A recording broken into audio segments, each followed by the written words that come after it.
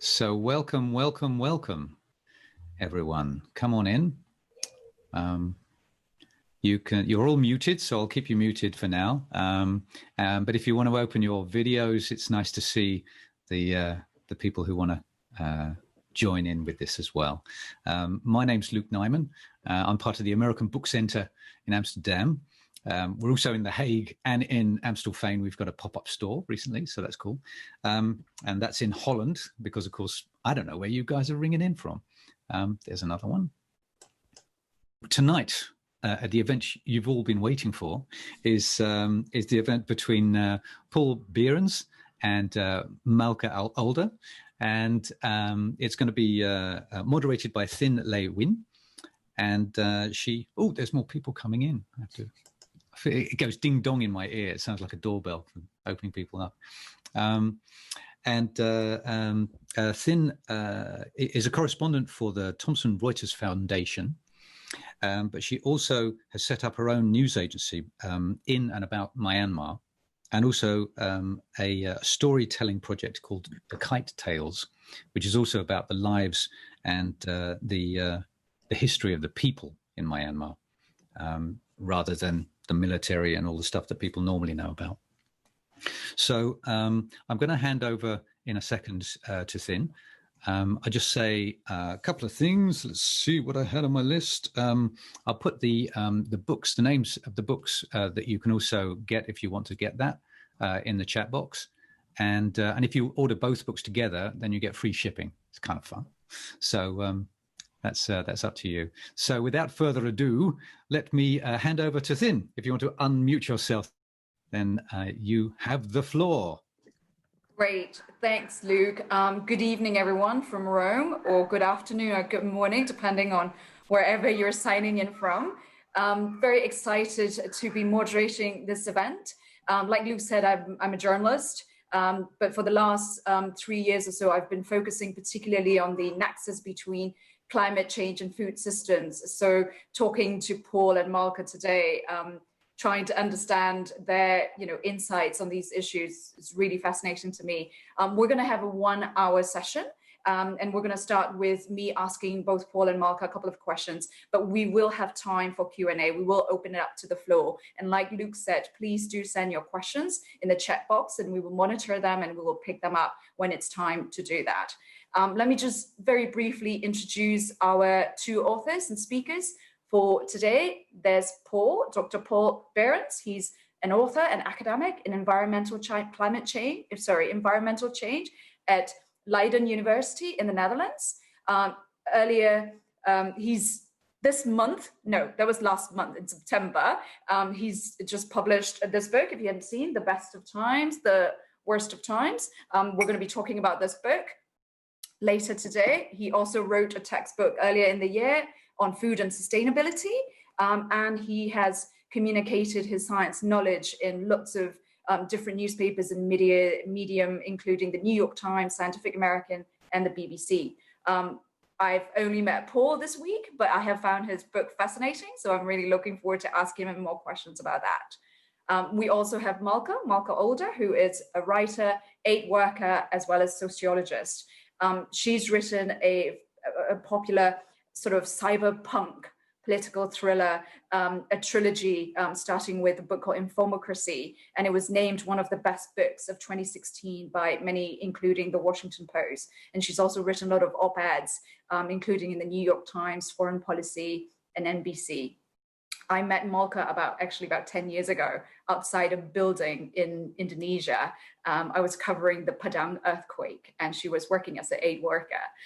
So it's been great to see, her move from being the aid worker to this author.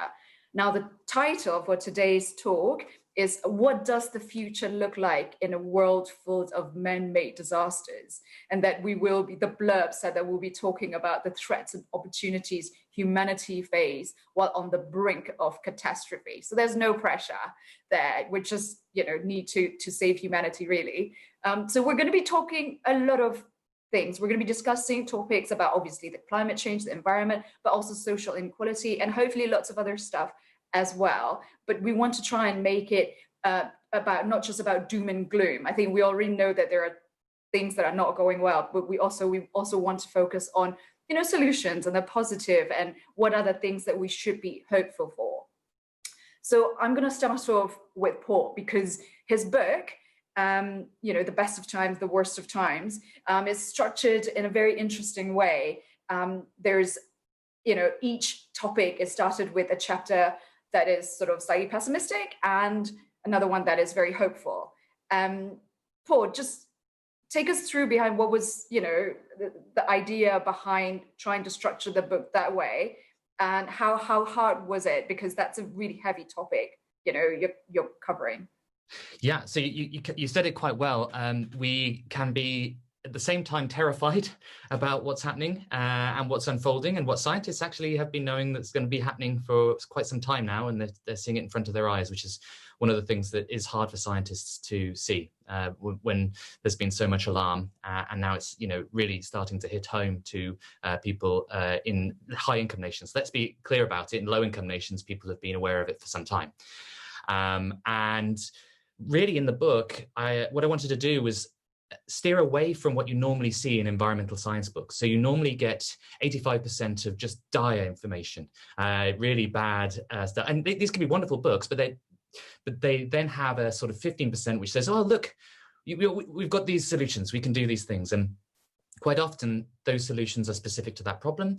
They're often sort of tacked on to the end.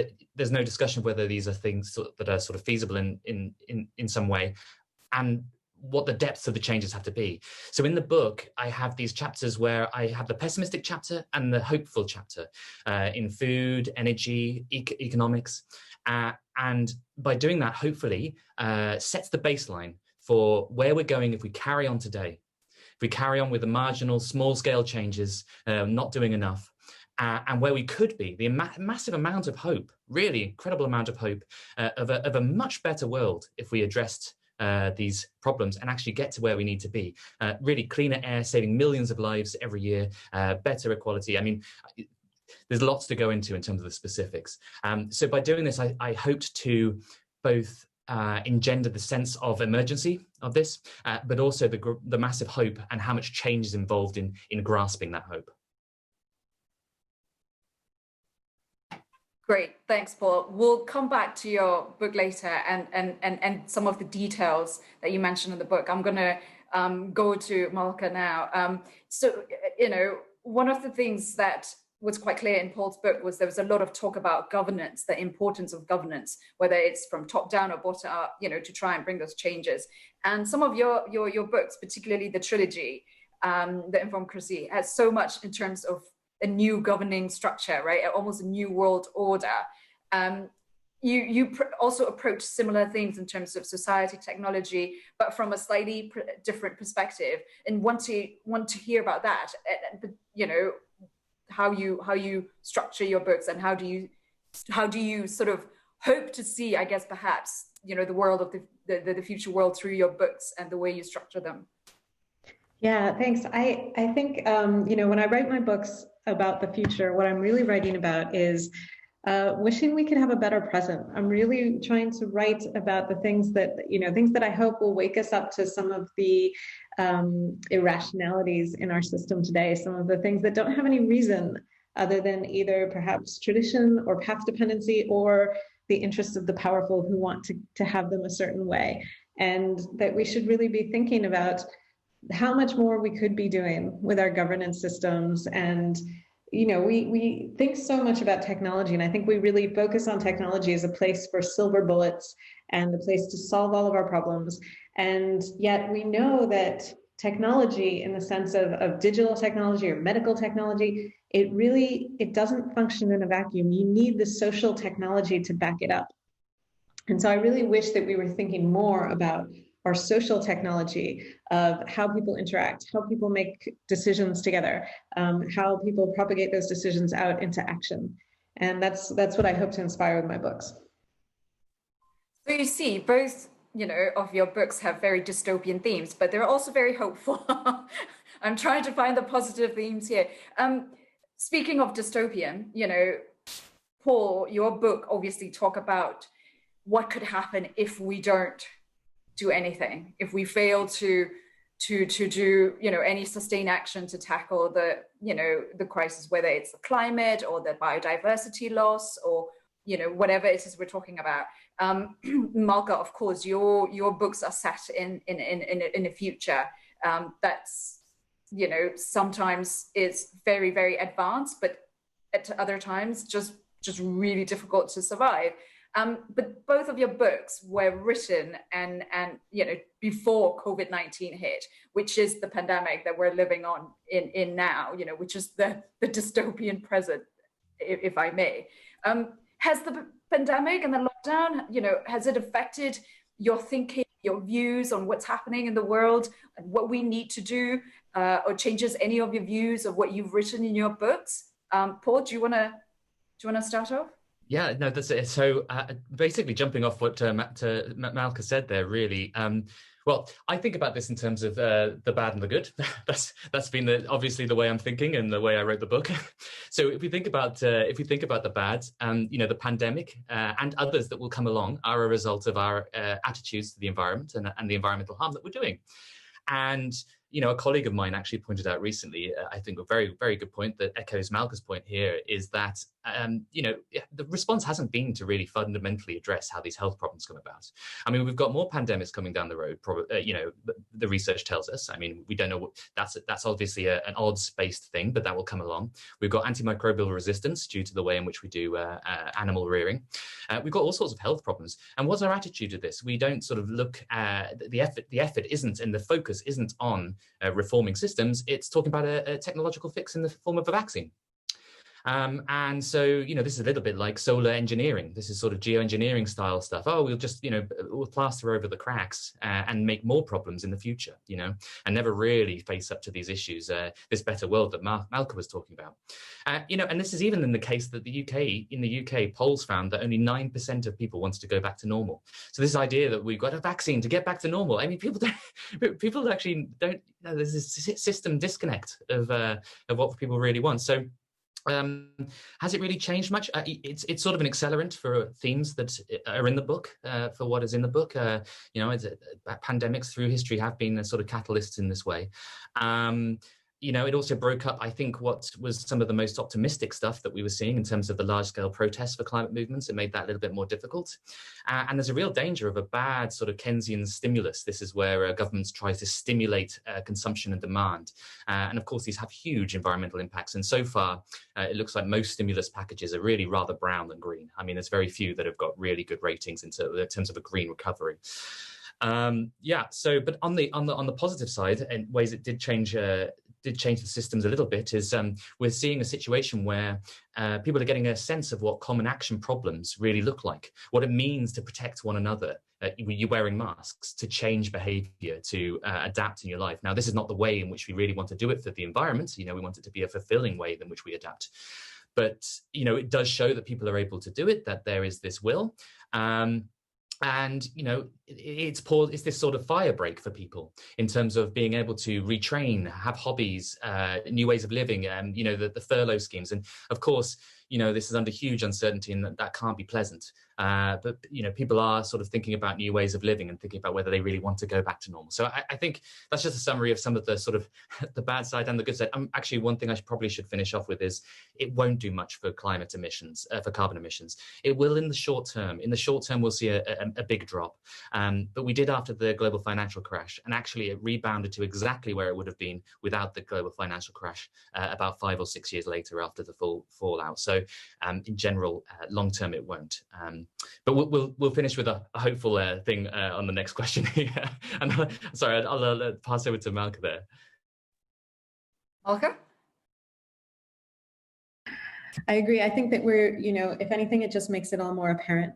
One of the reasons that I study disasters in my sociological work is that disasters have a tendency to show very clearly where the cracks are and where the malpractice is and where the issues are that we don't notice during so-called normal times because they're papered over, because they happen more slowly, because no one's paying attention, because we think that's just the way it is.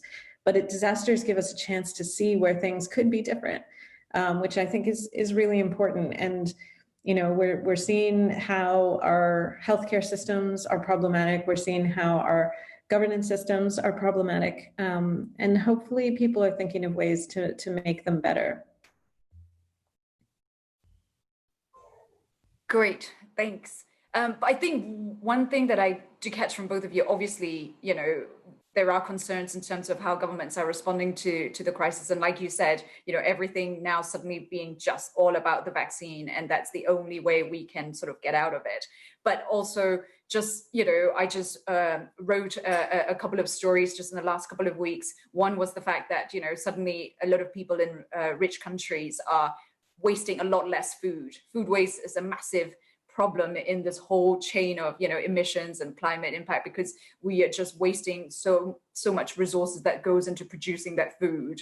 And apparently, you know, and we don't have a global scale survey yet, but what anecdotes say is that a lot of people are so much more mindful of what food they use, you know, eating leftovers, not going out, having that sort of, you know, quite a strict schedule made it so much easier for meal planning. And another one was the fact that a lot of people are also much more conscious of what they eat, becoming, you know, much more interested in plant-based diets, reducing meat intake, again, which has quite an impact on, you know, climate and emissions, as we know. And I know it's a controversial issue as to, oh, you know, I should be able to eat what I eat, but I think there is a difference between consumers in rich countries over consuming versus, you know, malnourished people in poor countries not having enough nutrients.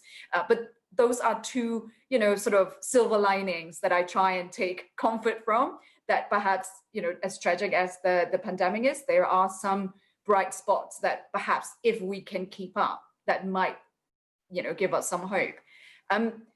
I want to talk about another aspect that was very, very, you know, a theme that's running through both of your books. That's about social inequality. And of course, we have also seen this year how that translates into real life with the protests, both in the US and lots, you know, many parts of Europe over the Black Lives Matter and just in general, you know, racial inequality stuff. Paul, again, I want to start with you because in the book, you have a brilliant way of illustrating the inequality that the world now face, but we've become so almost immune to these numbers and statistics. And I just want you to go through, you know, particularly, you know, the one where you describe the difference between millionaires and billionaires, and just go through a couple of, you know, ways in which, you know, social inequality has such an impact on the disasters and the catastrophes we are seeing today.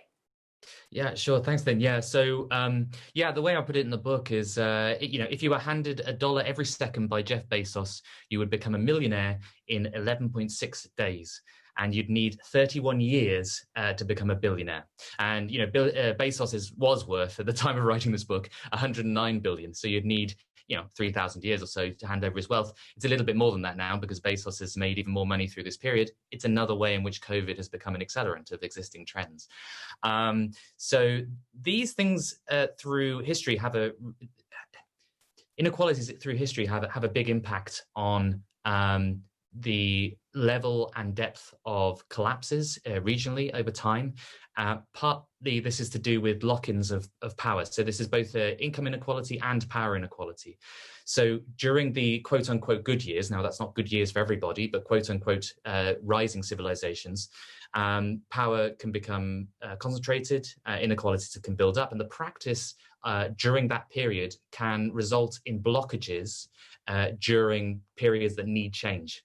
So, for example, some of the richest companies that we've ever seen in the history of humankind, oil and gas companies, are on record as muddying the waters, as confusing people in the media for decades now, starting up fronts and media groups and political activism groups, using dark money often to actually subvert the political economies of major high-income nations, the nations that could be making the change and should be making the change. And, you know, it's another way in which this inequalities plays in is in the fact that, you know, you look at our response to COVID, it hits high-income nations and lower-income nations, and, you know, look at the response. Whereas climate change historically has more impacted lower-income nations, and, you know, where has that response been? And so it's basically that the people who have most at stake have least say in the addressing of these problems. And that happens over and over again, both within countries and between countries. Malka, I want you to talk a bit more about that as well. And also, you know, in your book, particularly in Informocracy, you've woven a very diverse set of characters. Was that intentional? Was that a way of almost trying to, you know, put some sort of show the diversity and inclusion as one of the key, perhaps, you know, possible themes of a future world? Yes, it was absolutely intentional. It was also came naturally though, because on the one hand, it was intentional because I wanted to make sure that I was writing a future that was about the whole world, that wasn't just about a couple of photogenic countries or a couple of countries that, you know, we think about as futuristic, or a couple of countries that we care about. So I really did try to spread it over the whole world and make sure that I had characters who did that as well. And, you know, in addition to that, I was creating, because of that, and in addition to it, I was creating organizations that worked globally because they were competing in global elections. And my experience working in the humanitarian world is that it is very diverse. It's not, that doesn't always go up to the top, which is a problem. But in the field where I was working, you know, it was typically quite mixed of people from all over the world, from a lot of different places and backgrounds. And so once I had that idea in my head, it was quite easy to reflect the reality that I was familiar with. But it's, you know, it's even that was where I was writing something that I knew, it still required me to be conscious of it, because it's so easy for us to slip into the tropes that we're familiar with from television or from other books. You know, and I would catch myself doing things like writing, you know, and then the security officer, he walked away. And I know lots of female security officers from the NGO world. So why would I write that? And I would catch myself and I would switch it around. So I'd made a really conscious effort to make sure that I was checking any of those sort of automatic ways of assigning nationality or gender or ability, and just pushing myself to make sure that I was reflecting the world that I knew. I don't want to give away too much of your book or the plot, but for those who haven't read it, I mean, you've got major characters and, you know, heroines and heroes from all parts of the world. Let's just say from Asia, from Africa, you know, the kind of characters that I guess you don't normally see in mainstream books as often as you would like it to be. Now I want to do a bit of myth busting, you know, for this round about terminologies and language. Mainly because I think, particularly with COVID-19, a lot of technical jargon and language has entered the mainstream. We're now talking about, you know, everybody's talking about the R rate and, you know, what is this? And without sometimes perhaps really grasping what it means. And I think in climate, particularly when we're talking about environment and stuff and disasters, humanitarian world, it's just so full of jargon and, you know, scientific terms that it's just difficult to grasp. And Paul, I want to start with you. You know, what are some of the myths that annoys you the most that you want to burst? And then I've got a couple of words that I want you to describe and explain in more detail. But let's talk about myths first. Okay, yeah. I mean, so I think the ones that annoy me the most are the ones that seem, conceptually true, but unfortunately don't really reflect the situation that we're in. And one of them is it's all about population. You know, you see that at the bottom of every article about the environment, and you know, it avoids so much of what is actually going on to think that. I mean, in an absolute case, sure, like there's a large number of us, you know, there's a large number of humans on the planet. First of all, what do you actually pretend to do about that? Secondly, it's not going to be a problem for much longer. Fertility rates around the world are dropping. They're dropping incredibly quickly. The only area that has any sort of appreciable growth left is sub-Saharan Africa, and it's changing ridiculously fast there. It took about 85 years for the UK to drop from having 6 babies per woman to 4.5 babies per woman. Rwanda did it in 5 years. So, we're really starting to reduce very, very quickly. The UN last year had to revise down the population estimates by the middle of the century. And there are actually people out there, demographers, who are actually worried about what's going to happen when we get to a shrinking planet. There's a book called Empty Planet. And they're really worried about sort of dependency ratios and things like this. I'm not so worried about that as an environmentalist. So this ties into this idea of ecofascism. If only it was, these people stop having babies. No, actually, no. That we've got about maybe about 20% extra growth in population. The rest of the growth in environmental harm comes from the way in which we're consuming. And about 50% of the total carbon emissions come from about 10% of the highest income earners. If those income earners were to have the same emissions as the average European, we could cut emissions by a third globally. So really the issue is consumption at the high end, and it's not population elsewhere. And it's sort of a awful, sort of immoral way of looking at the world. The final thing I'll say on it is that the main solution, or if you like, a main approach for helping these fertility rates even more is to empower women to have the number of children they want to have. And that includes education across the world, not necessarily Western education. There's also a critique that, it's Western people going, oh, well, we need to educate women with Western way. No, I mean, just women's autonomy and women's ability to plan the family. So that should be the target, but the result of that is also lower populations. And the final thing, I guess I would say is as the West is shrinking, quote unquote West. So the EU by the middle of this century will actually be shrinking by 1.4 million working age people per year. So that's much higher than the flux of Syrian refugees, for example. It's going to make sense to, have migration as much as possible. And we have to be open to that. I'll leave it there because I obviously a lot to say on that one. It obviously gets me upset. So you chose the right question in terms of what annoys me. Pushing the right button, Malka. Myths that irritate me. There's so many. I wrote about one 2 weeks ago for Foreign Policy, which was the myth that people panic in disasters, when in fact, decades and decades of disaster research show that people do not panic in disasters. It's the elites who panic and worry that they're going to lose their status quo, which works so very well for them. People typically behave rationally. Sometimes people behaving rationally en masse is a problem when you have everyone evacuating rationally from a city. And that's where you need good governance to help people figure out. And when they communicate to people what to do, people tend to follow that and do it in a very orderly way. So that's one on disasters. I'll tell you another one too that bugs me a lot about democracy is that, we are democratic. That is a myth. I don't think there are any really democratic countries in the world. There's some sort of efforts at democracy that are democracy adjacent. And yet, people keep saying things like, sorry, doorbell. People keep saying things like, it's our voting is too easy. We need to watch out for fraud. And in fact, the problem is not that we're nowhere near being too democratic. We're not democratic enough. We have to make sure that more people are included, that voting is easier for everybody, that more people have a voice, and that their voice is more direct. And so, the framing of things.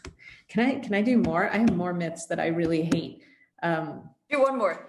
We'll come back again. The myth that immigration is bad for an economy. This is a terrible myth. And I'll stop there. There are more that make me mad, but we'll stop there. I could see Paul nodding vigorously, like, yes, I agree. Also, I've got a new word, democracy adjacent. I'm going to start slipping that into conversations from now on, whenever we're discussing, politics and political situations. Paul, two of the words that I read quite repeatedly in your book was talking about the tipping point. What is a tipping point? When do we reach a tipping point? And the whole understanding of the term, what does exponential mean, particularly when we're talking about climate threats? Take us through that. Take us through what people think and what is the real thing, and how we how many of us misunderstand these terms. Yeah, no, so well, I just wanted to say, so Malka's this point about better democracy. Did you see the UK Climate Assembly? This is better democracy in action. These people being chosen, being talked to in terms of climate change, and then coming up with suggestions for policy that are far beyond where the government is. It's not maybe far enough, but it's far enough. They're talking about taxing flights, banning SUVs. I mean, this is yeah. Anyway, you got me very excited with the last question. You can tell I'm so excited. Tipping points. So yeah, there's a little bit of a disconnect between understanding what a tipping point is in social science and what a tipping point is in natural science. So a tipping point in social science can be something that we know is something being really quick. So it can be things like Obama going from saying no to gay marriage to saying, yes, we're going to protect it in the space of, I think it was something like 2 or 3 years. It can even be sort of something on the street, like a riot. Riots can happen very quickly from a gathering of people. A tipping point in natural science is generally something that is going to unfold over a very long period of time. It's about the amount of inertia in a huge system with just really massive amounts of energy.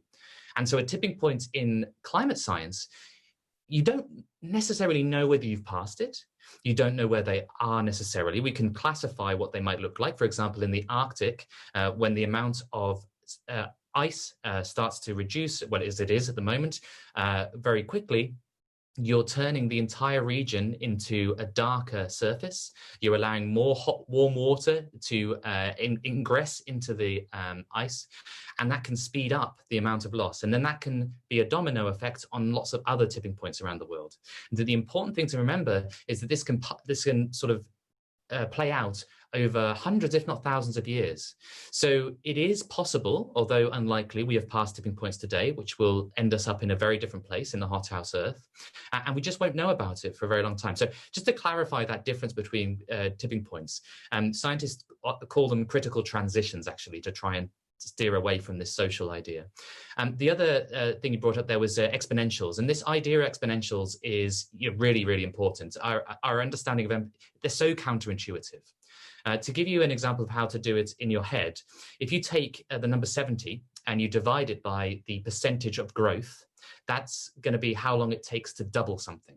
So what do I mean by, so if you see 2% growth in GDP every year, that means your economy doubles 70 divided by 2, so every 35 years. So China was increasing 10% a year, and their economy, their entire economy of 1.4 billion people or so, was doubling every 7 years, not so much anymore. So things happen really, really quickly with exponentials. The final thing I'll say on that is that China announced the other day that they were going to move towards a net zero by 2060.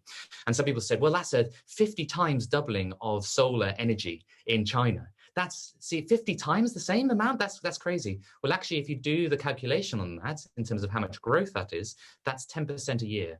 And the historical growth of solar has been around 25, 30% a year. So it's totally doable. I mean, some of these things that seem impossible are totally doable when we start to think about how we both, create problems exponentially and also solve them. Malka, do you want to pick up on any of those themes, or do you want to talk a bit more about things that annoy you? Yeah. There's so many things that annoy me. No, I think I just want to say in a more, maybe take that to a more general place and talk about, I think some of the problems that we're experiencing with disinformation and with the difficulty of people grasping information, it has to do with a lot of these concepts like exponential, some of the statistics that are used that are abstract, that are, you can work through them, but in terms of giving people a visceral sense, it's quite hard to communicate. And that is further worsened by the fact that there's this sort of spectrum of uncertainty, where there are some things we're very, very certain of. And then there's some things we're somewhat certain of. And there's some things that are a little bit unclear how they're going to play out or how long exactly it's going to take, even if we know that they're happening. And that's, grasping not only that there's things we know and things that we don't know, but there's things all the way in between, all along that line in between. I think it's part of the reason why we're really having this difficulty of communicating the urgency of some of these things, of reaching a consensus, of getting people to understand the problems and really have that understanding that they need to make decisions, sensible decisions about these problems.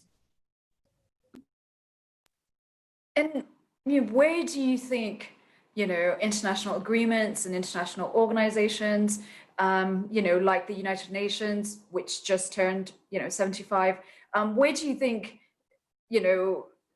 they can be involved in? Is there still a role for them to play, do you think, in trying to communicate better, get people to respond in a way that we'd like them to, for the governments to act, as quick as we'd like them to?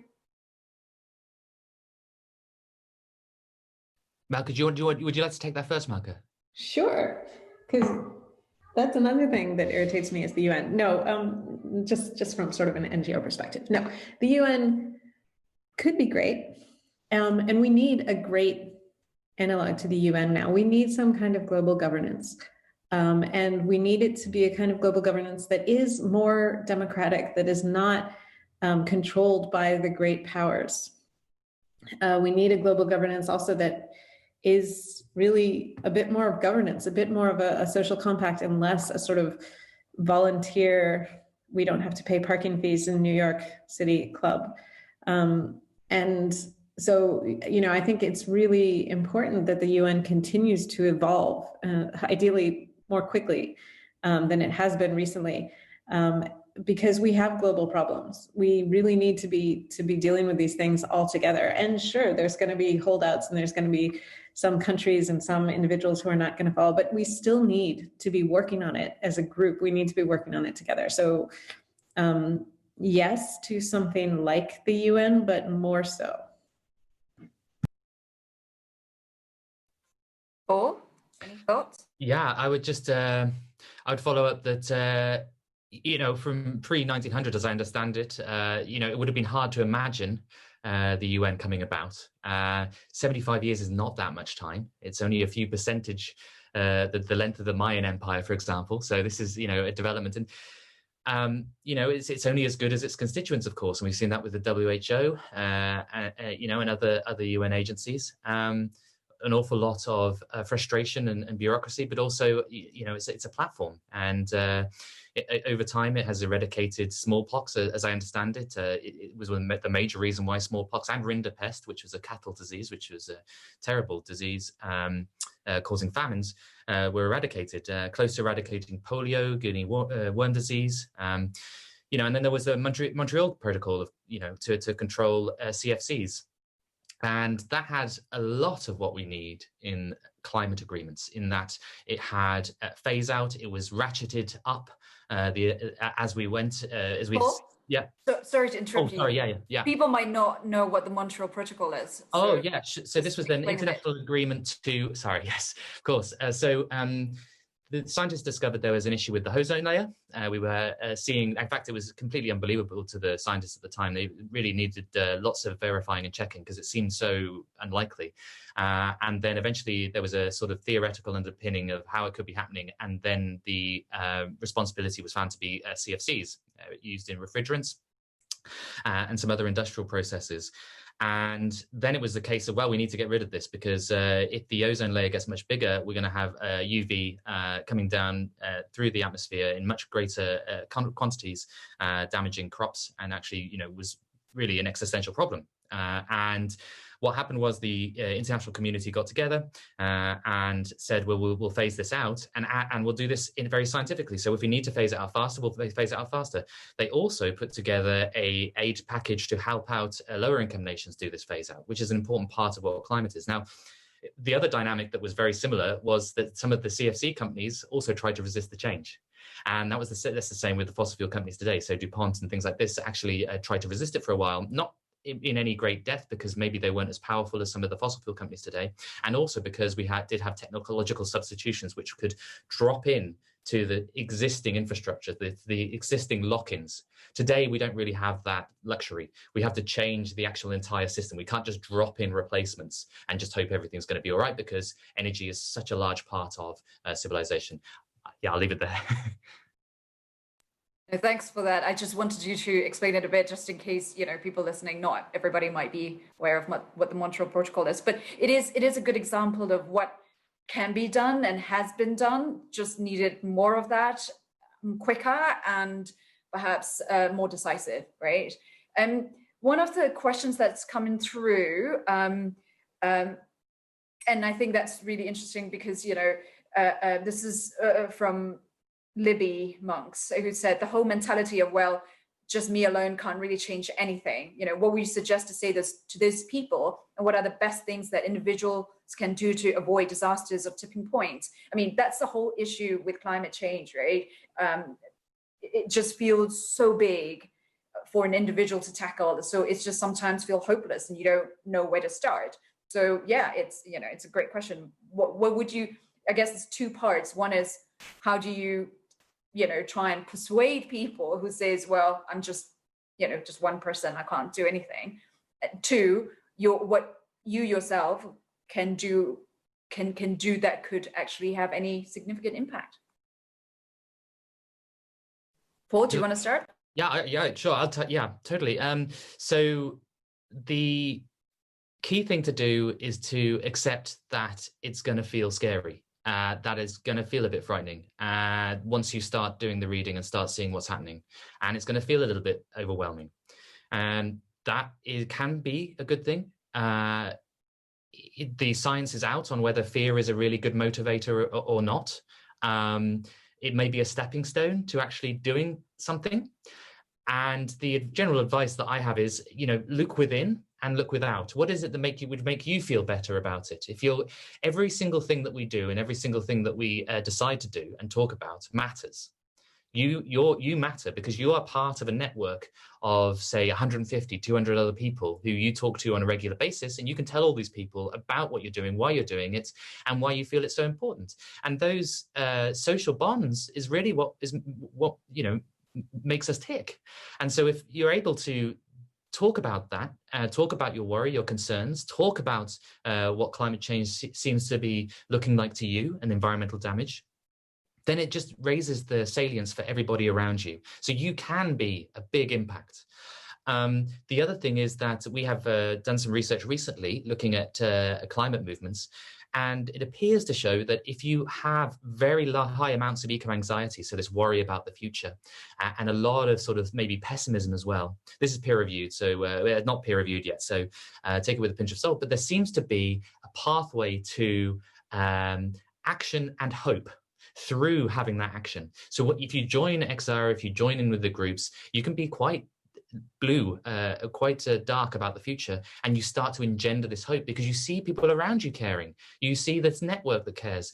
It engenders planning hope and also hope that you have some sort of autonomy over the future and you can act. So I'd say just take control of these concerns, look within and change the ways in which you think you can live and enjoy living and change, and look without, see who you can talk to and how you can be involved.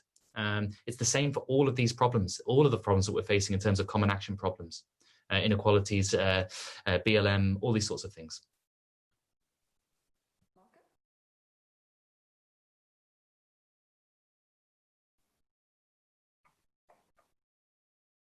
Malka, I think you're still mute.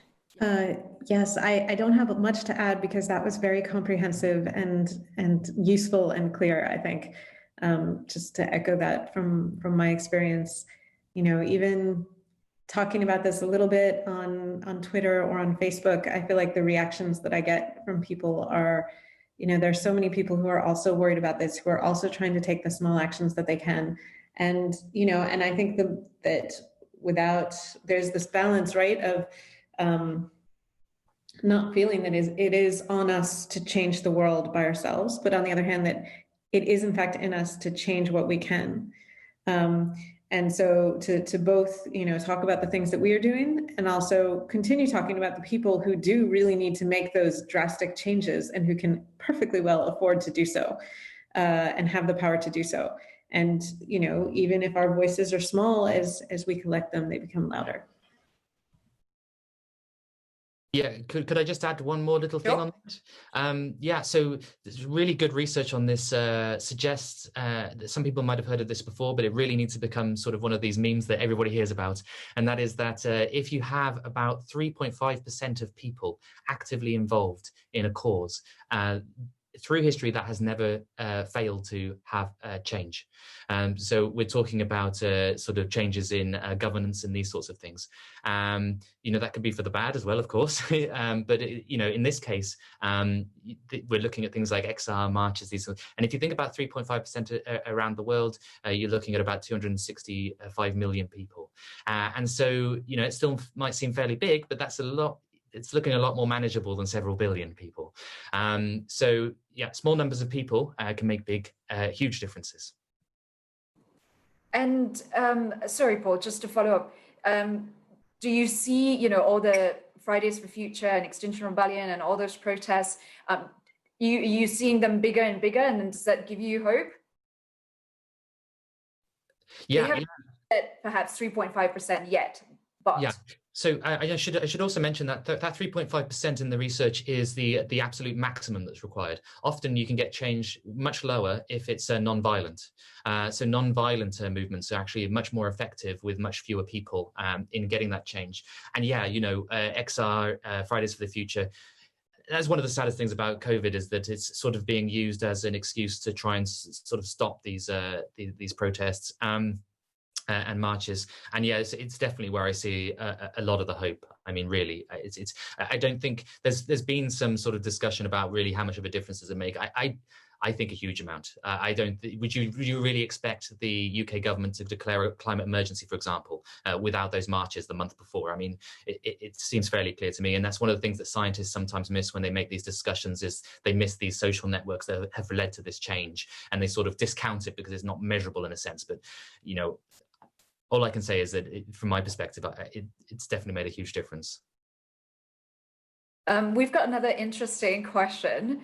It says, it's from Dan. It says, one positive thing COVID-19 has revealed is that there are lots of excellent governance and public health systems around the world in places blinkered Westerners like me might not have expected of.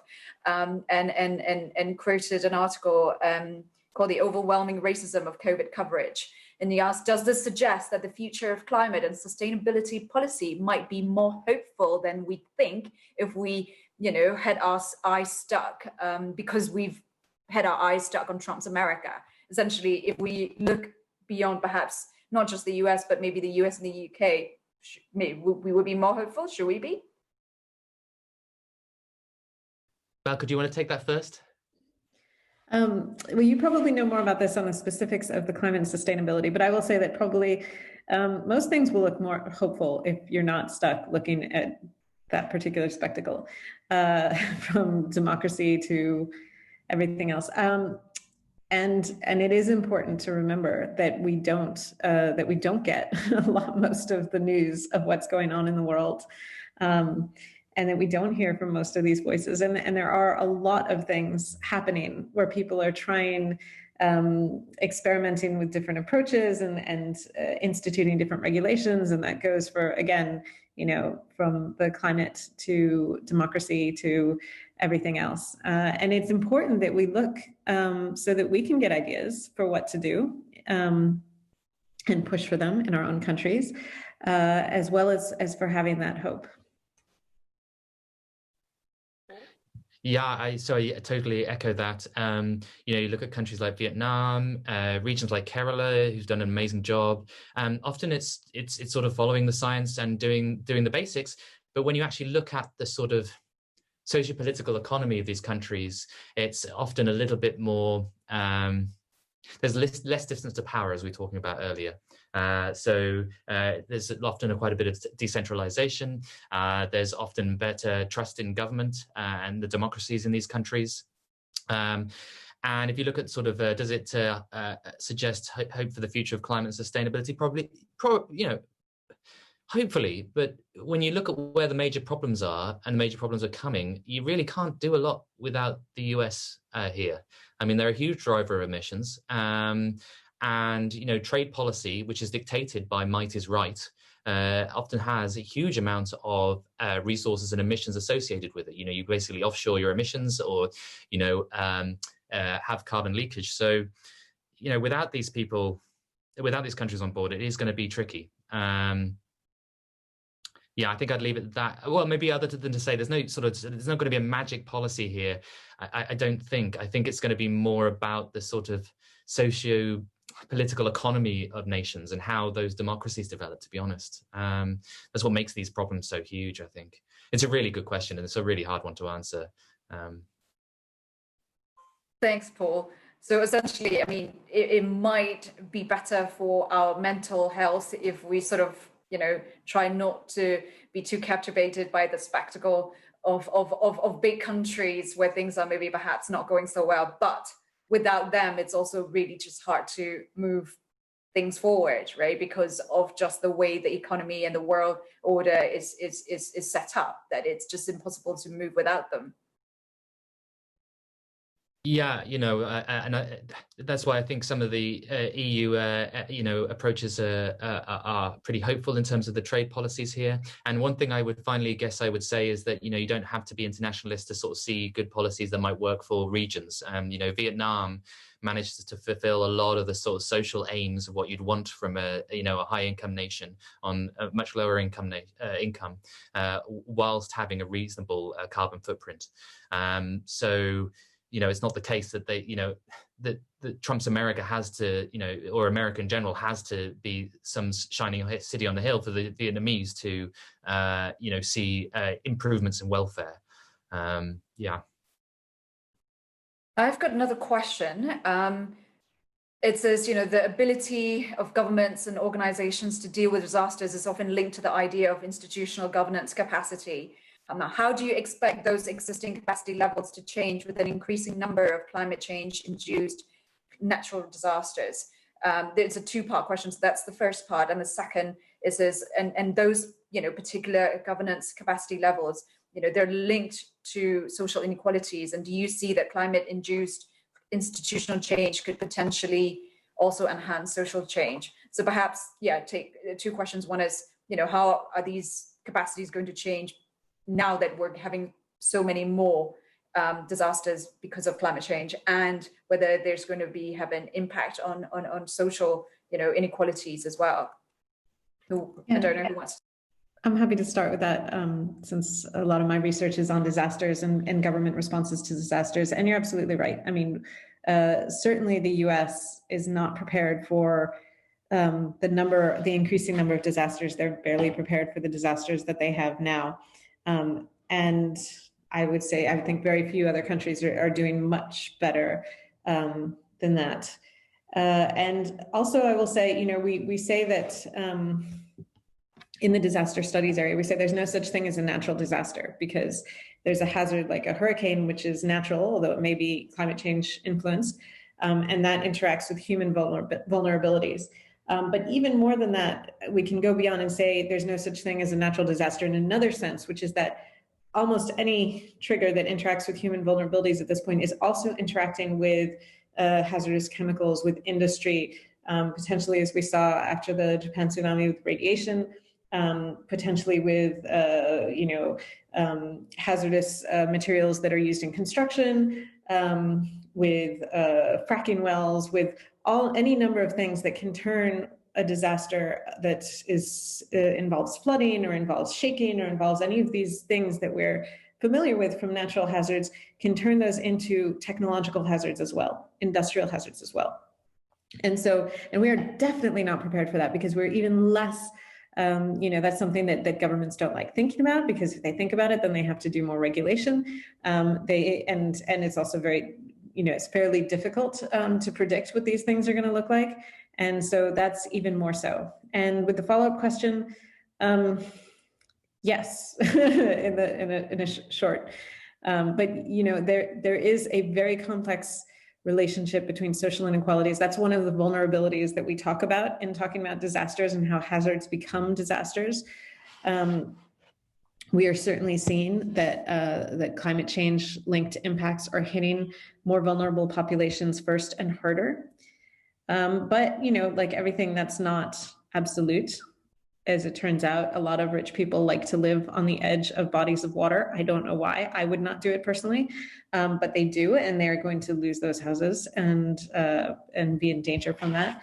And so there is a bit of overflow, and also, you know, if I'm most familiar because I did my research on the United States and Japan in terms of their disaster response capabilities. But the FEMA is very male and white, and Japan's disaster response is very male and very Japanese. But and this is a problem. It's a problem in how they do their responses. It's a problem in how they think about responses and how they prepare. And you know, hopefully that is something that people will twig onto relatively quickly and push and perhaps enhance social change, as you say. But it is an important issue in terms of our capacities for dealing with this. Great. Thanks, Malka. Before I went to Paul, just briefly, we probably have time for one more question. So if anybody has any burning questions, you should probably write in the chat now. Afterwards, we will probably wrap up after Paul answers. Yeah, I mean, I don't have too much more to add, really. I mean, there's wonderful explanation of how these things interact. I can give one example from the book, is the Californian wildfires, where all of this just comes together. And, you know, not just climate change, but there's also forest management issues. And, you know, the utility there, the electricity provider there, for a long time was told, you know, cut these trees back, you know, do your vegetation management. We know that the wildfires are going to get worse. What happened in 2018? Well, you know, it sparked wildfires from these utility lines coming down, and the massive wildfires. Then what was the response to that? The response to that wasn't developing distributed renewable energies. It wasn't about microgrids. It was about, oh, actually, what we'll do is we'll turn off electricity to some of the most vulnerable people for as much as 5 days during really high, you know, so it's this compounding factor that climate change puts on natural disasters and existing governance systems. And you have to see some changes. And I think it's going to be slow in the US because it's not used, a lot of the infrastructures are not used to this, but you are starting to see some chinks of light where this is just not feasible in the long term. And so there's some much higher aspirations in terms of policy and change. So yeah, it's just another, and of course that interacts with COVID in terms of air pollution and people getting air pollution, people having to gather together in the middle of disasters. I mean, we want to leave on a hopeful thing, but this looks very much like the increasing pressures of a collapse, you know, of how societies struggle dealing with, you know, plagues and climate changes as Rome did, as others in the past. Let's not be too negative, but we'll hopefully leave on something hopeful. Well, I was just about to say one question that we've just come in. It's going to be pretty hard to try and, well, we'll try our best to try and be hopeful. It's from Aaron, who very honestly did say, this is notoriously hard to predict, but what, in your view, is the social tipping point we're closest to triggering, and where should we put our efforts to tip it?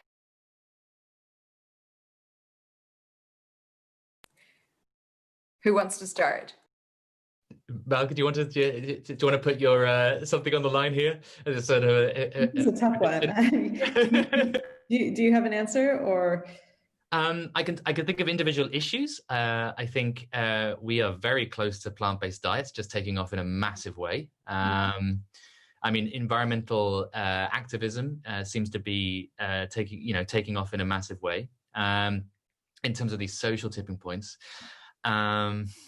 We're seeing this year is probably the tipping point for electric vehicles. I think actually electric vehicles aren't the solution that everybody wants to look at, but you know, they're part of a solution, and it's a real tipping point. I mean, this year we will see, you know, vehicles coming out that are, you know, the sticker price is cheaper than the petrol vehicles, and you know, electric vehicles for a long time have been much cheaper than owning a petrol vehicle for a very long time, but now they're actually going to be cheaper to buy. You know, before you had to spend a little bit extra on getting them. Yeah, I'll leave it there. So you said which one are we closest to? I don't know. Plant-based diets, probably. I don't know. Yeah, I don't know which we're closest to. I feel like these are hard to predict, and they sometimes come out of nowhere. You know, on the one hand, I mean, I kind of hate cars, and I would like to. I feel like we're very far from a tipping point on cars, but then I look at the number of municipalities or countries that have said that they're going to stop additional purchases of petrol-based cars at some point in the future, and it's actually really growing. So I'm going to continue to rant about how much I hate cars on Twitter, and I think that I'm a little bit hopeful on the work from home thing. I think that has the potential for a lot of side benefits, both in terms of commuting and in terms of sort of maybe giving people a little bit more freedom to be thinking about some of these things in different ways. And I also, I'm looking at the as we talked about earlier, the movements for inclusivity, Black Lives Matter. That push has made some real shifts in the past year, 2 years. And I'm hopeful it can keep doing so. And along with that, I'd like to put, I hope that we're having a renewed focus on democracy in the United States and potentially in the UK as well. And really thinking about what these things mean. What does it mean to have a referendum? And what are the rules for that? Can we think about that a little bit harder, please? And in the US, why do we do our elections this way? And can we think about that a little bit harder, please?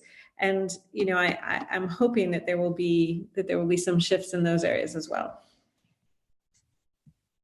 Great. And in fact, I think that was actually a great sort of question to end on, because in a way you've answered the title of the discussion, what does the future look like in a world full of man-made disasters? But thinking about the social tipping points, what both of you mentioned all sounds pretty good to me. More electric vehicles. I mean, I live in Rome, which is notoriously, let's just say, hostile to cyclists and, anyone who's not driving a car. But with the lockdown and after the lockdown lifted, I mean, the number of cyclists and the new, lanes for bicycles is booming. And it's just been great. That's just one tiny speck of viewpoint from one tiny corner of the world from what I could see, but hopefully, in a way, like you said, the pandemic could be an accelerant, but it could also be, like disasters, an opportunity to see where the cracks are and where we can heal. And maybe that's hopefully where the direction will be turning on. Any final thoughts would you like to share before we close? Yeah, I would just title one in the thing, because I thought it was a really good what Malka said, and I just wanted to say that it's also about this practice. As you get practiced at dealing with a pandemic, you get better at the next pandemic. But also, if you get more practice at movements and marches and XR and BLM and that is those social networks are key, and that's an institutional capacity that wasn't there a few years ago. And so it might not be as case as which social tipping point comes closest to triggering, but an avalanche of all of these tipping points. Yeah, that's it. You good, Malka? Yeah, just thank you for the great questions, and thank you, Paul, for the book, the really important book. Yeah, no, thanks very much. I would, at this point in time, in real life, I'd be asking for a round of applause, but we're virtually. So I'd just like to say thank you very much to Paul and Malka, and for everyone for joining us, and for Luke for keeping it all going, tip top, technology wise. And have a great weekend, and good evening, and goodbye.